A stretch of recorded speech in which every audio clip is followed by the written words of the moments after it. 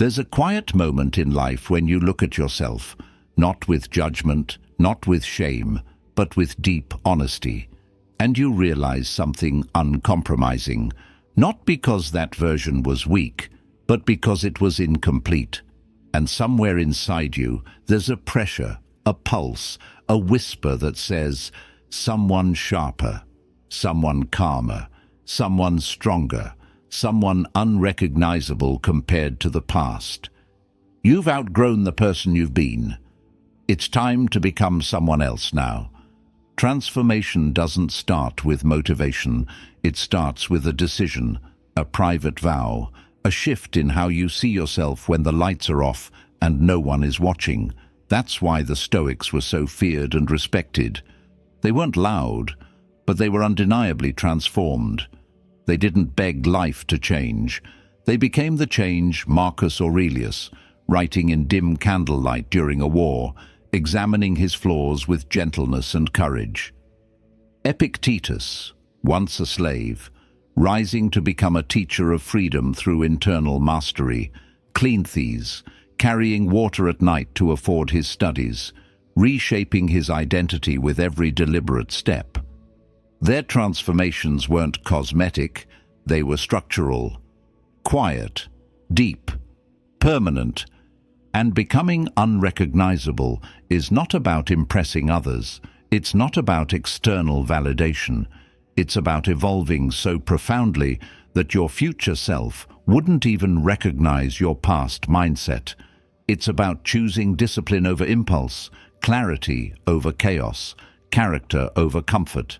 It's about deciding that your life is too valuable to live at the mercy of distraction, emotion, or environment. Stoicism teaches that you don't control life, but you control the part of you that meets life. And when that part upgrades, your entire world rearranges itself around the new you. History shows this transformation is possible for anyone willing to do the inner work. Look at Cato the Younger, who lived with such discipline and integrity that even enemies trusted his word. Look at Admiral James Stockdale, who survived captivity by applying Epictetus's teachings to his mind like armor.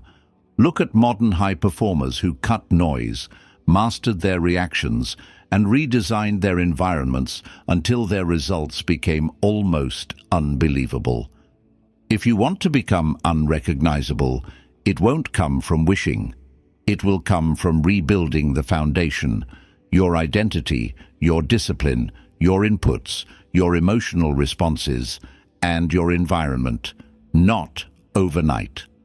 Not dramatically, but steadily, like stone reshaped by water. So let's step into the first principle, the one that begins the entire transformation. 1. Train your identity, not your motivation. There comes a moment when you finally understand that motivation is a guest. It arrives when it wants, leaves without warning, and cannot be depended on to build anything meaningful. But identity is the house you live in. It's the floor you stand on. It's the quiet story you tell yourself every day, even when you're not aware of it. And here's the truth most people never discover. Your identity determines your actions far more than your motivation ever will. Stoic philosophy understood this thousands of years ago. Epictetus didn't teach people how to get motivated. He taught them how to become a certain kind of person, someone disciplined, focused, unshakable, responsible for their inner world. He believed that if you build the right identity, the right actions will follow naturally. And modern psychology on identity-based habits echoes the same thing. When people shift the story of who they are, everything else shifts with it. Behavior, consistency, habits, discipline, even emotional stability. Think about it like this. If you tell yourself, I want to work out, the identity underneath is passive. But if you say, I am someone who trains, suddenly your actions have a backbone. If you say, I try to wake up early, it's a negotiation. But I'm the kind of person who respects my mornings is an identity. Identity makes the decision easier because your actions must stay aligned with the person you say you are. This is exactly how the Stoics built themselves. They didn't wait to feel like wise, calm, steady individuals. They acted like it before they felt it. Marcus Aurelius wrote reminders to himself, not because he was already perfect, but because he was shaping the person he wanted to consistently be. He didn't wake up motivated. He woke up committed to becoming the man he believed he should be. And the more he behaved like that man, the more natural it became. Identity is training. Training happens every day, especially on days when you don't feel like it. Think about athletes, writers, warriors, entrepreneurs, people who build remarkable lives. They don't rely on motivation. They rely on identity-based standards. You can see it in how they speak. I don't miss training days. I don't break my promises. I finish what I start. I am responsible for my own reactions. These aren't motivational quotes. They're identity scripts. They don't light a fire. They maintain a fire. And here's the part that changes everything. You don't need to feel like the future version of yourself to start acting like them. In fact, you won't. That's the paradox of transformation. People wait to feel confident before pursuing their goals, disciplined before building habits, calm before changing their reactions. But the Stoics would tell you, feelings follow identity, not the other way around. Act first. Emotion catches up later. If you want to become unrecognizable to your old habits, your old weaknesses, your old patterns, you must first become unrecognizable to your old identity. The identity of someone who procrastinates is different from the identity of someone who executes. The identity of someone who seeks comfort is different from the identity of someone who embraces discipline. The identity of someone who reacts emotionally is different from the identity of someone who pauses, breathes, and chooses. Identity is not what you say you are. Identity is what you prove through repetition. And the beautiful thing, identity can be retrained, sculpted, rewritten. You are not chained to the person you were yesterday. Stoicism rejects that idea entirely.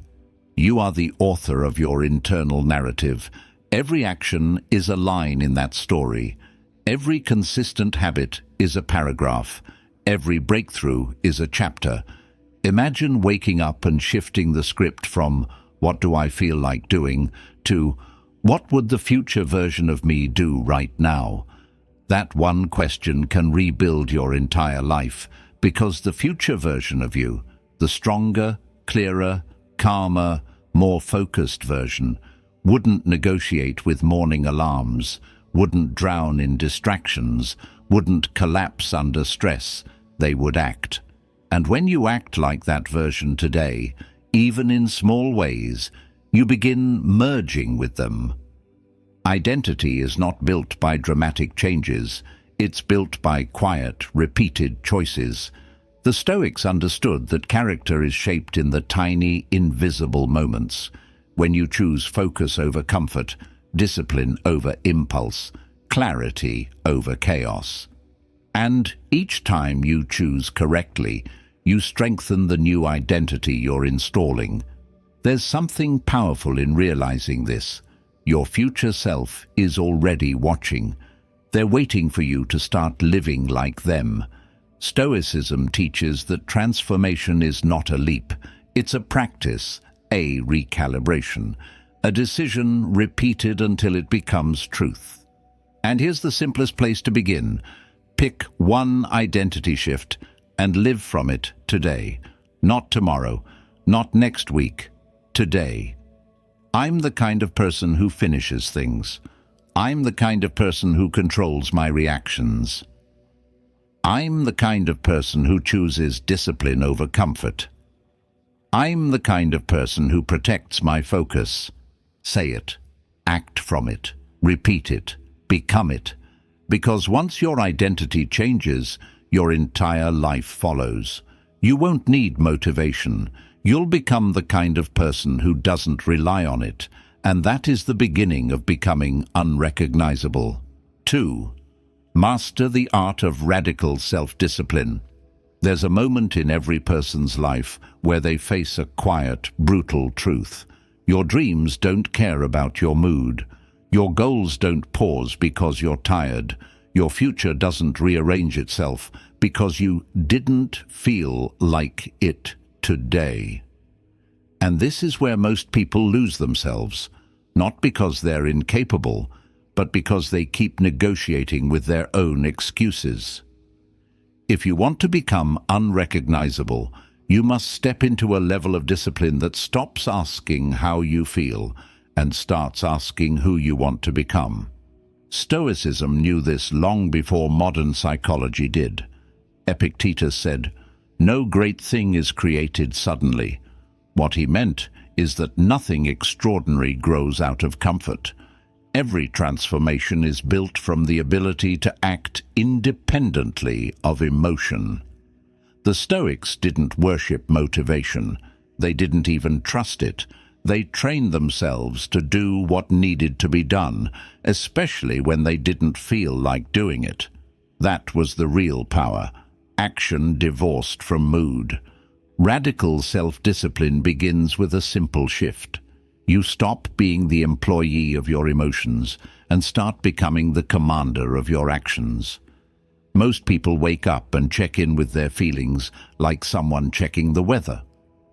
Do I feel motivated today? Do I feel ready? Do I feel inspired? Successful people don't check the weather. They build the structure. They act whether the internal sky is sunny or storming. Look at Stoic warriors and leaders throughout history.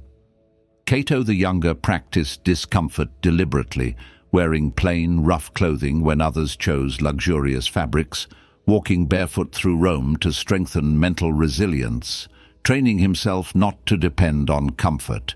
He wasn't trying to impress anyone. He was preparing his spirit for life's unpredictability. He understood that discipline is not punishment, it is preparation.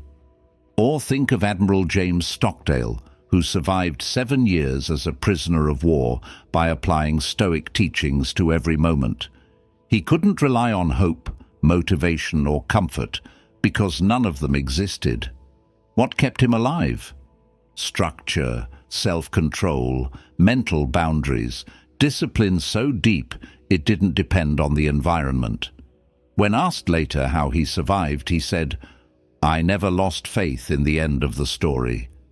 Discipline is what allowed that faith to have a structure to stand on. Radical self-discipline means doing what you said you'd do, after the moment you said it in has passed. Anyone can commit when they're inspired. Discipline is keeping the promise when the inspiration dies. Most people sabotage themselves because they measure progress by emotion, not execution. They think, "I don't feel like working today, I'll start tomorrow." But self-discipline rewrites the script. Whether I feel like it or not is irrelevant. The action is the action. When you live like that, something remarkable happens. You stop viewing tasks as choices and start viewing them as identity. This is what I do, because this is who I am. Radical discipline is also subtractive. It's not just about adding effort, it's about removing the behaviors that weaken you. Procrastination impulse, overthinking, dramatic emotional spirals. The Stoics taught that you must strengthen the internal governor that stops you from acting against your own interest. When you control your urges, you control your outcomes. When you control your outcomes, you control your life. And here's the paradox.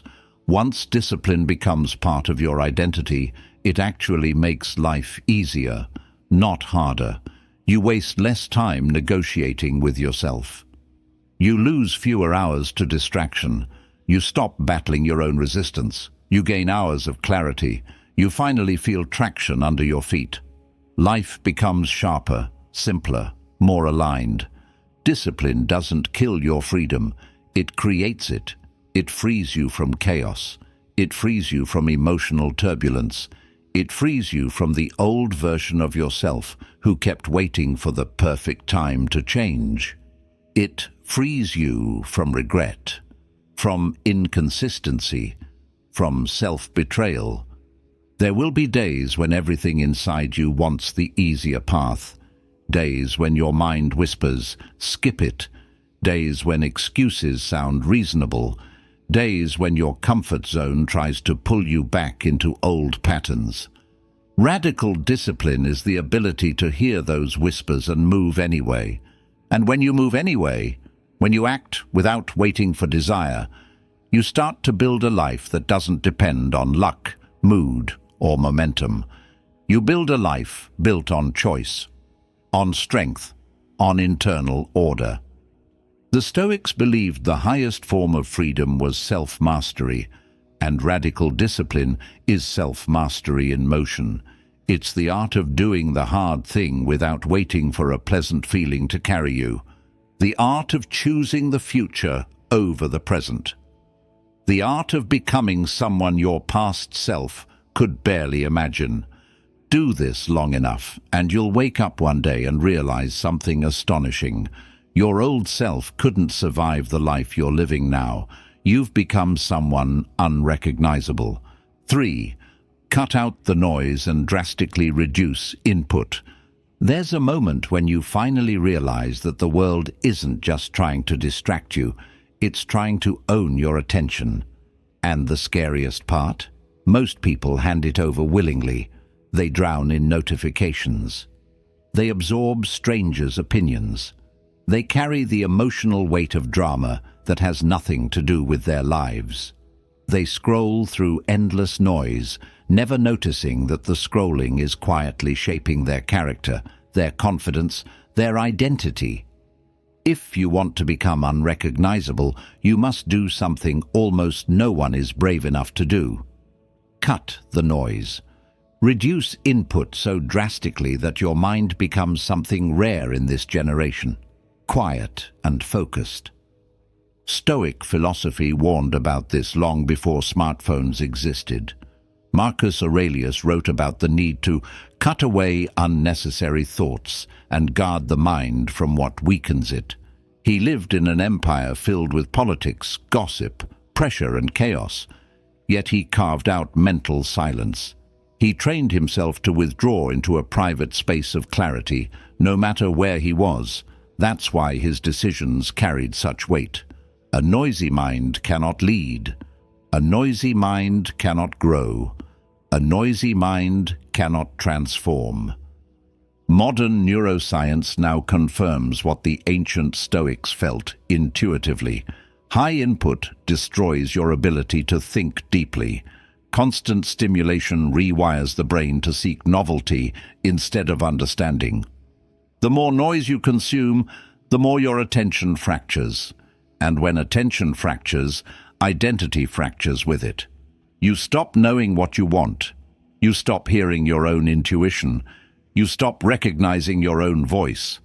If you think your life lacks direction, ask yourself one question. How much noise have you allowed into your mind? Transformation always begins with subtraction, not addition. Most people try to fix their lives by adding more habits, more tasks, more goals. But the people who truly change, the ones whose transformation becomes unrecognizable, start with removal. They cut what drains them. They cut what confuses them. They cut what distracts them. They cut what keeps them stuck in cycles that feel familiar but lead nowhere. This is why many of the most powerful thinkers in history embraced silence. Leonardo da Vinci would spend long hours alone, observing nature. Seneca warned that life is long if you know how to use it, but most people lose it in distractions. Even modern innovators like Steve Jobs practiced extreme minimalism, not for aesthetics, but for mental clarity. They understood that the mind becomes sharp when the world becomes quiet. Noise comes in forms people underestimate. Digital noise, constant scrolling, endless videos, addictive dopamine loops. Emotional noise, dramatic people, conflict hunters, gossip circles. Mental noise, overthinking, spiraling, comparing yourself to everyone. Environmental noise, cluttered spaces, chaotic routines, disorganized environments. Cutting noise is not isolation, it's filtration. You're not closing yourself off from the world, you're choosing what the world is allowed to place inside your mind. When you reduce input, you begin hearing something that's been drowned out for years. Your own thoughts, your values, your direction, your real ambitions, not the ones society told you to want. The silence becomes a mirror, and in that mirror, you finally see the version of yourself you're meant to become. And there's something else, something subtle but life-changing. When you stop consuming noise, you start producing clarity. Instead of reacting to everything, you begin to create. Instead of absorbing gossip, you start absorbing truth. Instead of comparing yourself to others, you start comparing yourself to who you were yesterday. Instead of rushing, you start choosing. Instead of living in other people's stories, you start writing your own. A quiet mind is a dangerous mind in the best way possible. It becomes focused, strategic, and emotionally stable. In a world where everyone is overstimulated and overwhelmed, calmness becomes a superpower. People will look at you differently, not because you changed your appearance, but because you changed your energy. You'll become unrecognizable not from noise, but from the absence of it. Cutting noise is uncomfortable at first. Silence exposes things you've been avoiding. It forces you to confront your own thoughts without distraction, but this discomfort is the doorway to transformation. The Stoics used silence as a forge, heat, pressure, clarity. When you strip away the noise, what remains is your true potential. Imagine waking up with a mind that isn't already exhausted.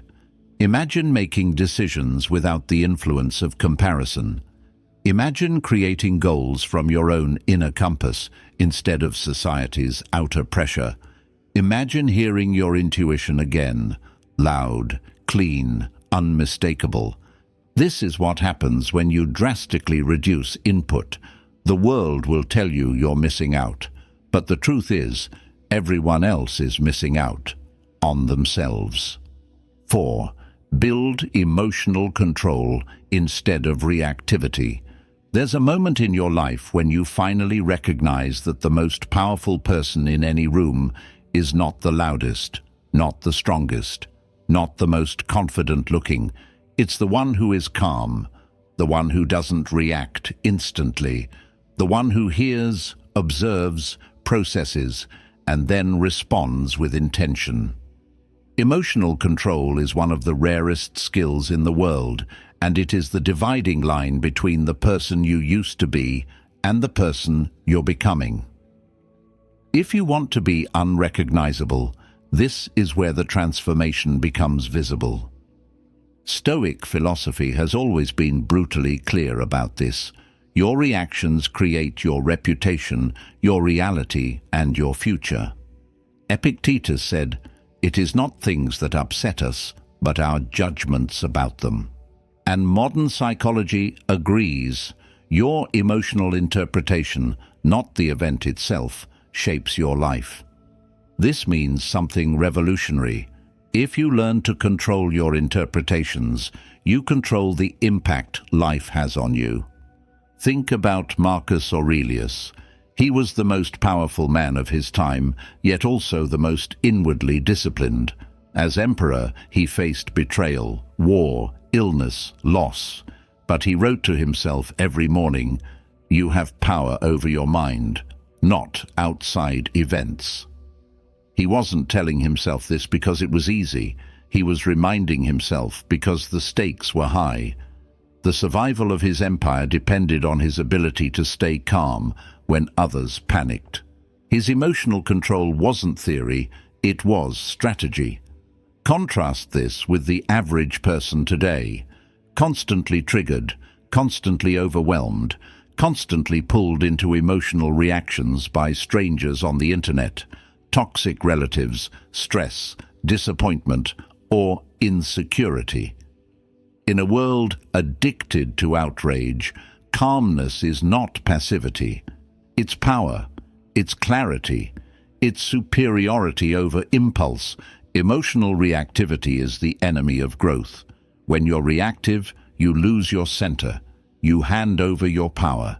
You become easy to manipulate. The Stoics knew this, which is why they trained themselves to pause before reacting. That pause, 1 second, 2 seconds, 5 seconds, becomes the difference between repeating an old life or stepping into a new one. Reactivity destroys relationships. Reactivity ruins opportunities. Reactivity turns small moments into big problems. Reactivity traps you in the same patterns that keep you stuck. But emotional control turns storms into tests, criticism into feedback, triggers into mirrors, conflict into strategy, and challenges into personal evolution. Look at Admiral James Stockdale again. His survival in captivity wasn't luck. It was emotional mastery. He refused to allow fear to break his mind. He refused to give in to panic or despair. He learned to observe his reactions, regulate them, and choose his internal narrative. That's Stoicism in its rawest form. I decide what this means. Emotional control isn't suppression. It isn't pretending you don't feel something. It isn't burying anger or denying sadness. That destroys you from the inside. Emotional control means you feel, but you do not obey every feeling. You observe the wave, but you don't drown in it. You acknowledge the impulse, but you choose the response. Imagine this. Someone disrespects you. A reactive person explodes or collapses. Someone criticizes you. A reactive person gets defensive or ashamed. Life throws something unfair at you. A reactive person spirals. But a person with emotional control, someone on the path to becoming unrecognizable, responds differently. They pause, they breathe, they observe the emotion like a separate entity. They ask, what is the wise response here? They choose clarity over chaos. They choose strength over impulse. They choose the future over the moment. This calmness becomes magnetic. People start treating you differently. They trust you more. They listen when you speak. They sense that your stability comes from the inside, not the outside. That stability makes you stand out in a world full of emotional volatility. Emotional control also rewires your identity. When you stop reacting, you stop being controlled by everything around you. You stop being the puppet of your own emotions. You start becoming the author of your life. You realize you are not fragile. You are capable. You are not overwhelmed. You are in training. You are not triggered. You are transforming. And the real transformation happens in the small moments, when you choose silence instead of arguing, when you choose patience instead of anger, when you choose logic instead of ego, when you choose depth instead of drama, when you choose to walk away instead of forcing your point. These tiny victories, stacked daily, turn you into someone new, someone unshakable, someone unrecognizable. Here's the truth. You cannot control the world, but you can control the way you meet it. And that one skill will change your relationships, your decisions, your opportunities, your self-respect, and your entire path forward. 5. Reinvent your environment to reinvent yourself. There is a quiet truth that hits you the moment you finally step back and look at your life from a distance. You are not just a product of your choices, you are a product of what surrounds you. Your habits, your thoughts, your emotions, your standards. They don't exist in isolation. They're shaped by your environment every single day, usually without your awareness. If you want to become unrecognizable, you must do something the old version of you never dared to do. Change the world you live in, so you can change the person you live as. Stoic philosophy understood this long before environment design became a trending concept in psychology. Seneca warned, "We become like the things we dwell among," meaning, if you live among chaos, you become chaotic. If you live among negativity, you become negative. If you live among noise, you become noisy inside. If you live among laziness, you adopt the pace of the slowest person around you. And the opposite is also true. If you live among discipline, you adapt to discipline. If you live among order, your mind becomes ordered. If you live among inspiration, ambition grows naturally. If you live among clarity, your decisions sharpen. History is full of examples. Look at the ancient Stoics. Zeno didn't become Zeno by accident. He placed himself in the Stoa Poikile, a place of philosophy, learning, and deep discourse. Epictetus didn't grow into a teacher of freedom while staying in the environment that enslaved him. He changed his surroundings, his students, his influences.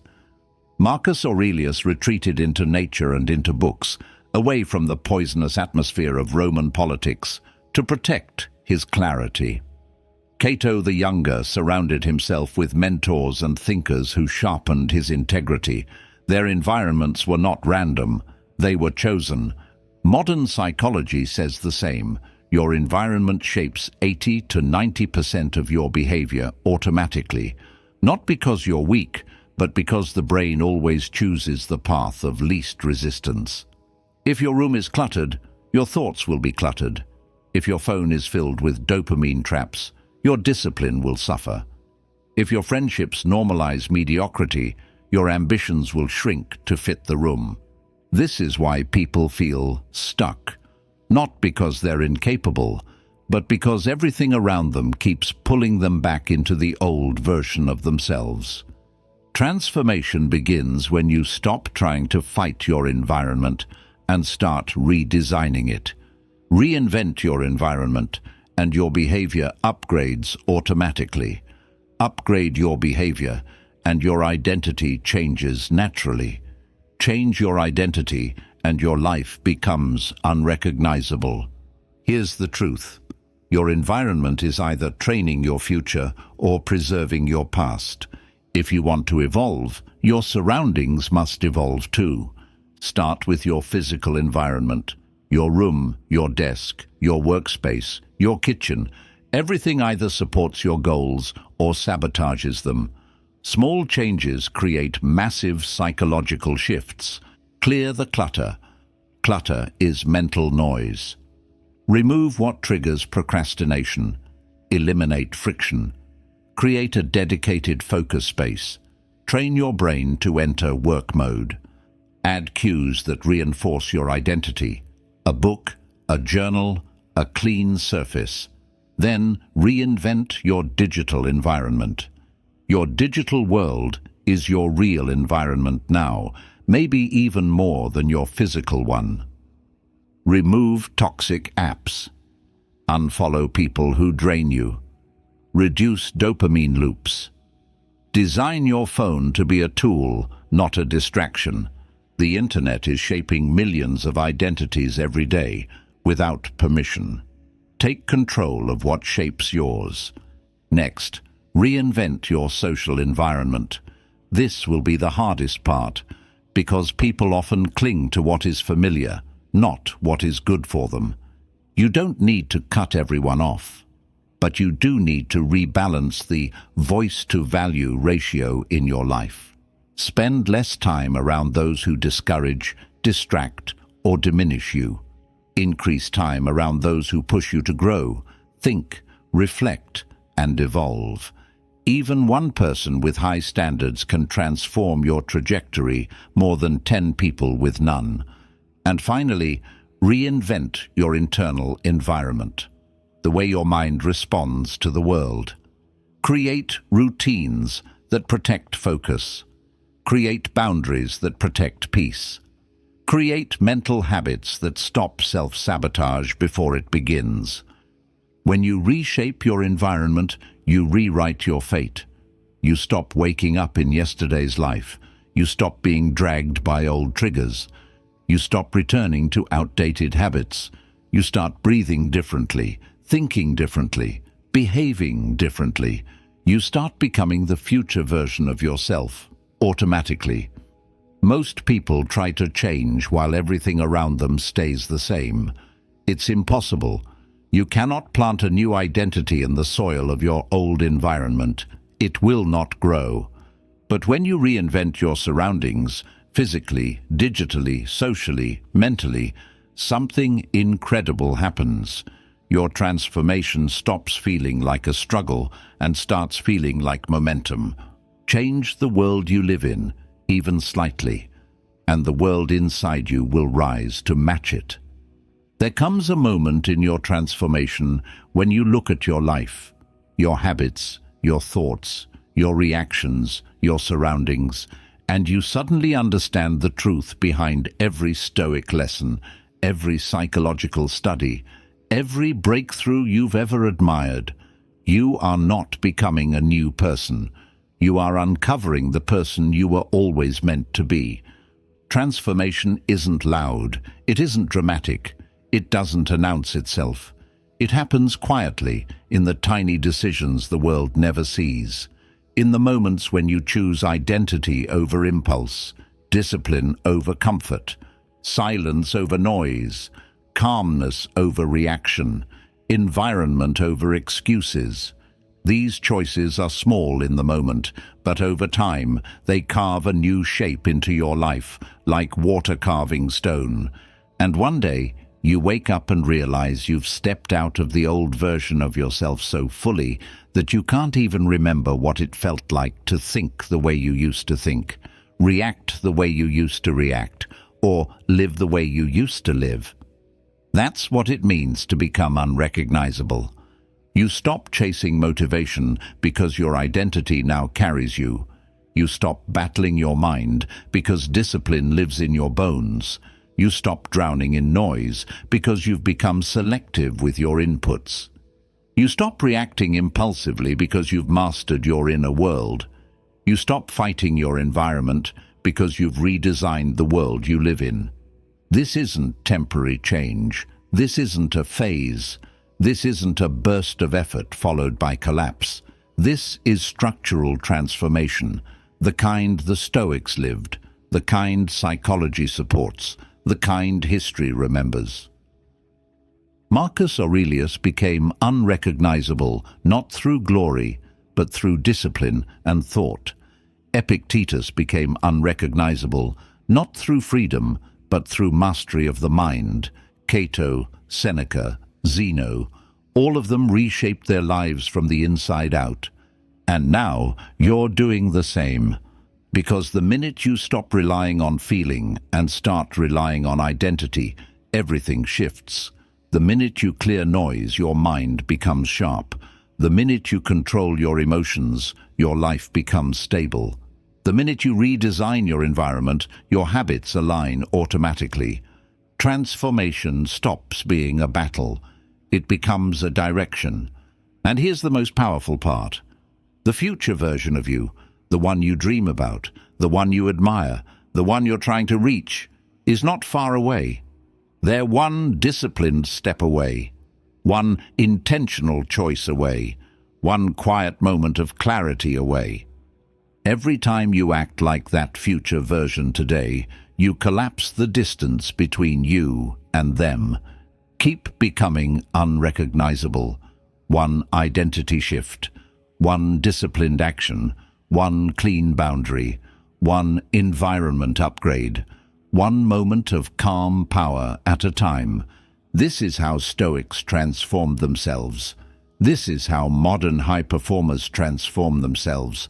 This is how you will transform yourself, until the past version of you becomes nothing more than a memory of who you used to be, and the new you becomes undeniable.